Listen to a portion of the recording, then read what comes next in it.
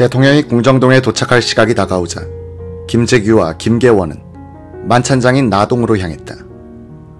윤병서 비서의 기억에 따르면 이때가 저녁 5시 40분경이었다. 김재규는 본관을 나서면서 따라 나오는 수행비서관 박흥주 대령에게 귀옛말로 이 차장부가 오늘 손님을 모시고 올 텐데 저녁 7시까지 내가 나오지 못하면 손님들끼리 먼저 식사를 하도록 하게 라고 당부했다. 아담한 2층 양옥 건물 나동 앞에는 정원이 있고 화강암을 깎아서 만든 경계석이 화단과 마당을 가르고 있었다. 여기에 걸터앉은 김재규 정보부장과 김계원 비서실장은 계속해서 차지철을 도마 위에 올려놓고 있었다. 사회 공기가 얼마나 험악한지 실장님도 모르실 것입니다. 부산의 계엄령이 선포돼 우선은 조용해졌지만 며칠이나 가겠습니까? 김 부장, 대한민국 정부가 그렇게 약한 줄 아시오.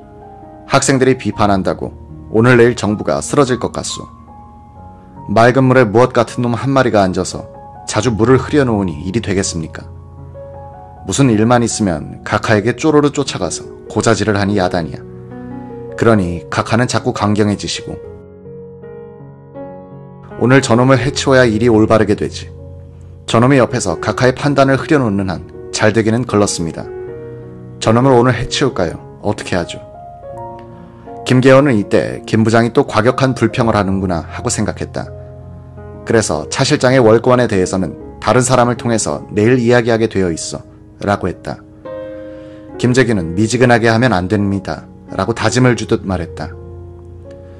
정보부 안전국장 김금수가 11.6 사건 뒤에 합수부에서 진술한 내용 중에는 이런 대목이 있다. 1979년 5월 중순 어느 날 오전에 신민당 전당대회에 관련된 보고를 부장에게 올리는 정보부 간부회의가 있었다. 김재규는 차 실장은 X를 어떻게 조정했는지 모르겠어. X가 무슨 보스인가.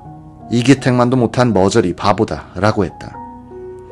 이는 차지철 경호실장이 X를 조정하여 김영삼의 총재 당선을 저지하려고 했다가 실패하자 그 책임을 정보부의 무능으로 돌린 데 대한 신경질이었다.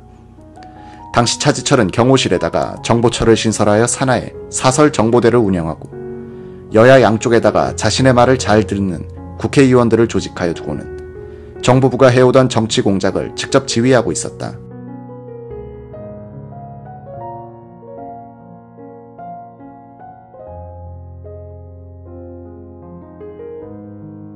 정치 공작의 설계를 경호실장이 하고 정보부는 그 심부름을 하는 형편이었다. 정치 공작이 실패로 돌아가면 차지철은 책임을 정보부로 돌려버리곤 했다. 김재규는 수시로 경호실장에게 불려가서 지시를 받고 오는 형편이 됐다. 이런 상황을 정보부 간부들이 다 알고 있어 부장의 권위도 말이 아니었다. 문제는 차지철 실장이 정치에 신경 쓰느라고 본연의 임무인 경호는 소홀히 하고 있었다는 점이었다. 오후 5시 40분쯤 청와대. 차지철 경호실장은 대통령을 모시러 가려고 사무실을 나섰다. 부관 이서구가 떠나는 차 실장에게 권총을 건네주었다. 실장은 갖고 있어라 라고 돌려주는 것이었다. 이서구 부관은 권총을 받아 도시락 상자같이 생긴 권총집에다가 넣었다.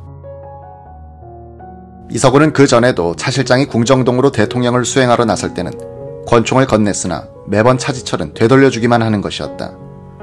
오기가 생긴 이 부관은 그래도 대통령을 모시는 자리인데 경호실장이 권총을 안 차고 간다는 것은 말이 안 된다고 생각해요. 계속해서 권총을 권했다. 차 실장이 권총을 차고 가지 않게 된 것은 서너 달 이전부터였다. 이서구는 차 실장이 대통령으로부터 무슨 말을 들었기 때문이라고 추측했다. 오후 5시 50분쯤 차지철은 부속실로 올라왔다. 대통령 부속실 이광형 부관은 그때 비로소 저녁 약속이 있음을 알게 됐다. 대통령은 집무실을 나서면서 약간 계면적인 표정을 지으면서 말했다. 이군, 나 경호실장하고 저녁 먹고 올 테니까 서재문 잠그고. 그런데 인터폰 하니까 그네 없던데 그네 어딨나? 그때 박근혜는 응접실에서 손님을 만나고 있었다. 대통령은 그녀의 방으로 인터폰을 건 모양이었다. 그네 보고 먼저 밥 먹으라고 이야기하게. 예, 알겠습니다. 그리고 내가 보던 것들은 위에 올려놓고. 예. 경호실장과 대통령이 현관으로 나가는 동안 이 부관은 밖으로 뒤따라 나와 대통령의 등을 향해 인사했다. 안녕히 다녀오십시오. 본관 앞에는 비공식 행사 때 쓰는 크라운 슈퍼살롱이 시동을 건 채 대기하고 있었다. 본관 당직 책임자 함수용 경호과장이 승용차의 문을 열고 있다가 대통령을 배웅했다. 차 실장은 대통령 옆자리에 탔다. 정인영 경호처장은 자신의 지정석이나 다름없는 운전사 옆자리에 앉았다. 정인영 처장은 지도를 항상 준비하고 있다가 뒷좌석에 앉은 대통령이 저 공장은 뭐야? 하고 물을 때마다 즉답을 해야 했다. 요사이 그는 시력이 나빠져 안경을 써야 할 입장이었으나 대통령 앞에서 불경스럽게 보일까봐 그러지도 못하고 있었다. 정 처장은 사석에서는 이제 나도 그만둘 때가 된 것 같아 라고 말하기도 했다. 안재송 부처장, 박상범 경호국계장, 김용섭 경호관은 뒤차에 탔다. 오후 6시 5분 대통령을 태운 슈퍼살롱이 궁정동 나동에 도착했다. 이 슈퍼살롱은 대통령이 사적인 행차를 할 때 쓰는 차였고 운전사도 공용차 운전사 이타관이 아닌 김용태였다. 남효주 사무관이 기다리고 있다가 오른쪽 뒷문을 열었다. 대통령이 내리자 왼쪽 문으로 차 실장이 내렸다. 대통령은 내리면서 남 사무관에게 아무 말도 하지 않았다. 남효주는 오늘은 각하께서 별로 기분이 좋으신 편이 아니구나 라고 생각했다. 오랫동안 대통령을 모셔본 남 사무관은 대통령의 표정만 보면 그날 기분을 대충 알 수 있었다. 기분이 좋은 날에는 꼭 별일 없나 라는 말을 하면서 웃음을 보였다. 남 사무관이 대통령 일행을 만찬장인 안방으로 안내했다. 그가 주방으로 돌아오니 정인영, 안재송, 김용태 세 사람이 주방 한가운데 있는 식탁에 둘러앉아서 맥주를 마시고 있었다. 주방 바깥에는 김용섭 경호관이 식당차 운전기사 김용남과 함께 그가 원당 양조장에서 받아온 막걸리 한 통을 뉴코티나 앞 지붕 위에 올려놓고 마시고 있었다. 박상범은 속이 거북하여 김용태가 주는 가스 명수를 마셨다. 남효주는 주방 요리사에게 안주를 빨리 준비하라고 시킨 뒤에 정인영 처장에게 그만 들고 나가시죠 라고 했다. 당시 경호 관례에 따르면 청와대 경호원들은 정보부가 관할하는 궁정동 시설에 도착한 뒤에는 대통령 경호를 정보부에 넘기게 되어 있었다. 그래서 궁정동에 도착한 청와대 경호원들은 한숨을 돌리고 식사를 하곤 했다. 이곳 궁정동을 관리하는 정보부 직원들하고는 워낙 얼굴이 있고 친구 사이인 경우도 있어 일단 긴장을 푸는 것이었다. 김계원은 만찬장인 안방에 들어가자 안쪽으로 마주보고 앉게 된 대통령에게 각하, 오늘 행사에 다녀오시느라 피곤하실 텐데 괜찮습니까? 라고 했다. 대통령은 괜찮아요. 그 큰 공사를 잘 했던데 라고 말했다. 박정희는 삽교천을 다녀온 감상을 설명하면서 KBS에서는 준공식을 방영하지 않나 라고 했다. 차 실장이 시간이 되면 틀겠습니다 라고 보고했다.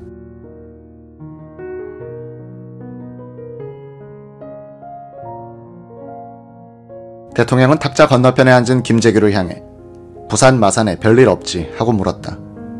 예, 별일 없습니다. 시바스 리가를 얼음이 든 물컵에 타서 젓고 있던 김 부장이 대답했다. 부산 사태는 신민당이 개입해서 하는 일인데 괜히들 놀래가지고 야단들이야. 신민당 의원이 나한테 와서 말한 게 있어. 오늘 삽교천에 가봤지만 국민 대다수는 다 열심히 일하는데 부산 데모만 하더라도 그렇지. 식당 뽀이, 똘마니들이 많았잖아. 그놈들이 어떻게 선별술이란 말을 알겠어. 중앙정보부가 수고 많이 하는 것은 잘 알고 있지만 더 정확한 정보를 수집해야겠어. 예, 알겠습니다. 그런 말을 하는 김 부장의 얼굴은 어두웠다. 이날 박 대통령은 부산 사태는 김영삼의 신민당이 조종해서 일어난 사건이라는 선입견을 깔고서 김재규와 정보부의 무능을 질책했다. 이것이 김재규로 하여금 더욱 우라를 치밀게 했다. 김계원이 군 검찰에서 진술한 내용은 저간의 사정을 잘 설명해준다. 지난 10월 16일 부산에서 발생한 소요 사태에 관하여 차지철은 각하에게 신민당이 배후 조종한 폭동이라고 보고해서 선입견을 갖게 했습니다.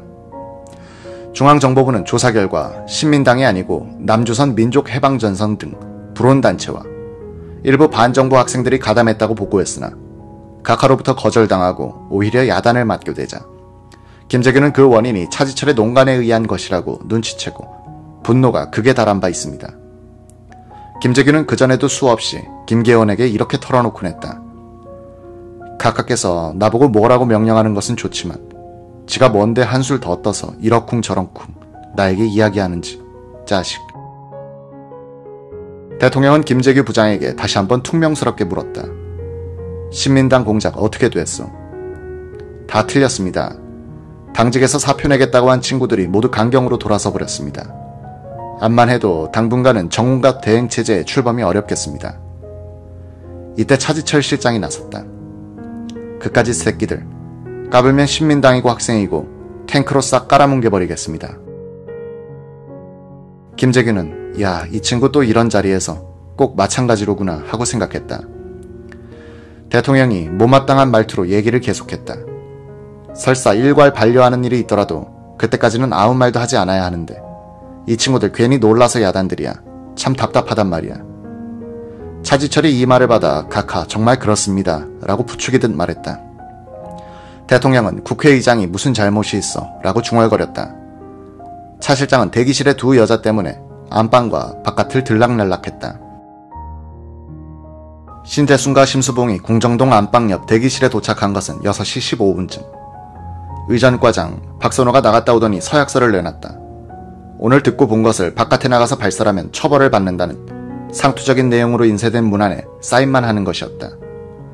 이어서 정인영과 안재송 두 사람이 몇 가지 질문을 하고 차 실장이 오더니 또 몇 가지를 물었다.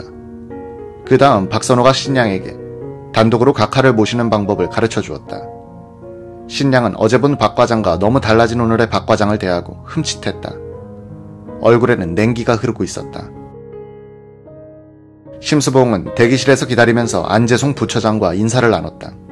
사격이 취미였던 심양은 태릉 사격장에서 안재송을 만난 적이 있었다.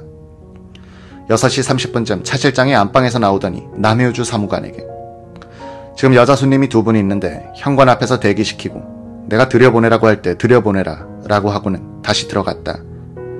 식당 관리자 겸 안방 전담 웨이터 남효주는 박선호를 찾아 경호관 대기실로 가봤다. 박선호가 정인영, 안재송 그리고 두 여자와 함께 앉아 있었다. 남씨는 차 실장의 전달 사항을 박선호에게 말해주었다. 박 과장은 두 여자를 내보내주었다.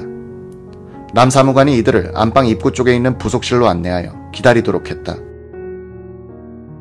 잠시 후 경호실장이 안방에서 나오더니 두 여자를 데리고 들어갔다.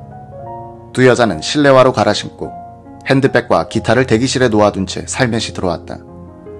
심수봉은 대기실에서 정보부장과 경호실장이 언성을 높여 다투는 소리를 들었기 때문에 긴장했다. 처음 와본 신양의 눈에 들어온 방은 한 6평이 되는 온돌방이었다. 한가운데 직사각형의 식탁이 놓여 있었고 뒤쪽으로는 십장생이 그려진 병풍이 펼쳐져 있었다. 그 옆으로 작은 진열장. 두 여자가 들어왔는데도 네 사람은 이야기를 계속하고 있었다. 그들은 사람이 들어오는 것을 알아차리지 못한 것 같았다. 심수봉은 대통령의 왼쪽, 신재수는 그 오른쪽에 앉았다. 신양은 김재규와 마주보는 자리에 앉았기 때문에 이날 가장 정확한 목격자가 될 수 있었다.